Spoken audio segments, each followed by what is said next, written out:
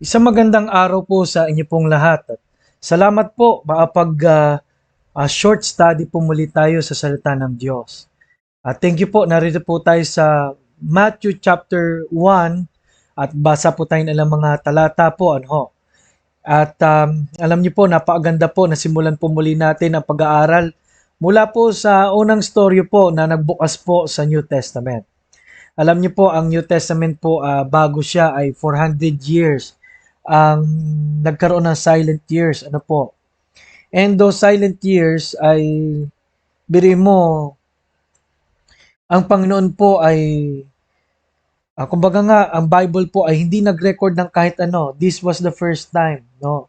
At salamat, ipinakilala rito na ipinanganak ang Panginoong Jesus, at yung mga saling lahi, nandyan, dahilan, kung paraan, at paraan ng Diyos para taga maligtas ang tao. Kaya po, alam nyo, isang malaking blessing po ito na maaring siguro iisipin natin pwedeng kinalimutan na tayo ng Diyos, pero behind may inihahanda pa pala siya, no? At behind talagang tumutupad siya sa kanyang pangako. Ang lesson po rito, mga minamahal, is ganun po, no? There are times God is testing our faith and our ang ating pong trust sa Kanya. During the silent, it means it's not silent. It's God working behind para prepare po ang mga bagay-bagay sa atin. Kaya po, ang sabi sa Matthew chapter 1 verse 1, ito ang aklat ng lahi ni Hesukristo na anak ni David, na anak ni Abraham. Naging anak ni Abraham si Isaac, naging anak ni Isaac si Jacob, at naging anak ni Jacob si Juda at mga kapatid nito. Naging anak ni Juda kay Tamar sina Perez at Zerah, naging anak ni Perez si Hezron, at naging anak ni Hezron si Aram. Salamat po at talon po tayo ng konti. Kung dala niyo po at nandyan po ang inyong mga Biblia. Sabi po rito sa verse number 17, sa makatwid ang lahat ng salinlahi mula kay Abraham hanggang kay David ay 14, mula kay David hanggang sa pagkadalang bihag sa Babylonia ay 14. Yung part po na yan ay ang part po ng history ng Israel hanggang sa huling bahagi po ng Old Testament. At mula sa pagkadalang bihag sa Babylonia hanggang kay Kristo ay 14 din na salinlahi. Sa 18, ganito ang pagkapanganak kay Hesukristo. Nang si Maria na kanyang ina ay nakatakdang ikasal kay Jose, bago sila magsama, si Maria ay natuklasang nagdadalang tao sa pamagitang Espiritu Santo. Si Jose na kanyang asawa, palibhasa isang taong matuwid, at ayaw ilagay sa kahihiyan si Maria, ay nagpasya na lamang na kanyang hiwalayan ito ng lihim.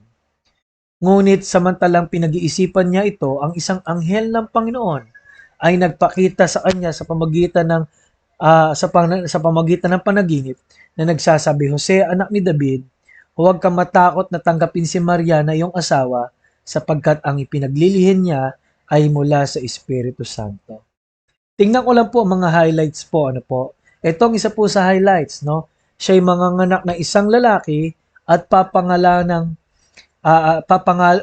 itatawag mo sa kanya ay Jesus sapagkat ililigtas niya ang kanyang bayan sa kanilang mga kasalanan. Alam niyo po, pwede po nating sabihin na, siguro ang Panginoon ay naparito para magtayo ng grupo, reliyon, magpagaling, makilala ng mga tao. Pero ang linaw po rito na narito siya para iligtas tayo sa ating mga kasalanan. Dahil ang kabayaran ng kasalanan ay kamatayan, ngunit ang kaloob na walang bayad ng Diyos kay Kristo Jesus ay buhay na walang hanggan. Nawat tiyak na po natin, lalo ngayon, ang dami na pong nangyayaring signs of the times na mangyayari sa huling panahon, mga pandemic, gera, pagkatuyo ng Tigris at Euphrates, kailangan tiyak mo ang iyong patutunguhan. Kahit ikaw na nakikinig ay matagal nang nakikinig, kailangan tiyak mo. Ang nagsulat po ng Book of Matthew ay si Matthew at ipinakilala niya si Jesus. At makikita natin ang genealogy o yung saling lahi. Number 1 is God's loyalty to man. Maaaring nakinig na po kayo sa church na mensaheng ito pero ito po ay may karagdagan dahil ito hahatiin natin bilang review hanggang sa Sabado. Ito po ang part 1. In keeping His promises. Biruin mo, no? Pinangako po 700 years ago na may darating na tagapagligtas. No, na sa Isaiah 53 sabi ron, ang kamay ng Diyos paano nahayag sa tao sa kanyang pagliligtas sa pamagitan ng kanyang mga latay tayo'y magsisigaling. Ang tao po ay may sugat at mayroong kasalanan na ikamamatay. Pero ang Panginoon po ang ating pong lunas. Kaya po, pag sino mang sumampalataya ay di mapahamak. And this is because of His loyalty to us. And faith to Him ay applicable po ito sa atin. Maraming nagsasabi, may faith naman ako kay Jesus. Kung ang pananampalataya po ay katulad ng pagkain, kung hindi mo isusubo, hindi mo tatanggapin yung regalo, hindi mapapasayo. Kahit alam mo yung fact na merong regalo. Kaya salamat po. 8,000 promises in the Bible at lahat po yan ay tinupad ng Diyos at tinutupad ng Panginoon. Letter B, dito po tayo magtatapos sa unang bahagi, in the genealogy. Alam niyo po ba na si David ay lolo ng Panginoon? Si Rahab at si Ruth. Sino ba si Rahab? Isang Moabitang babae, hindi Israelita.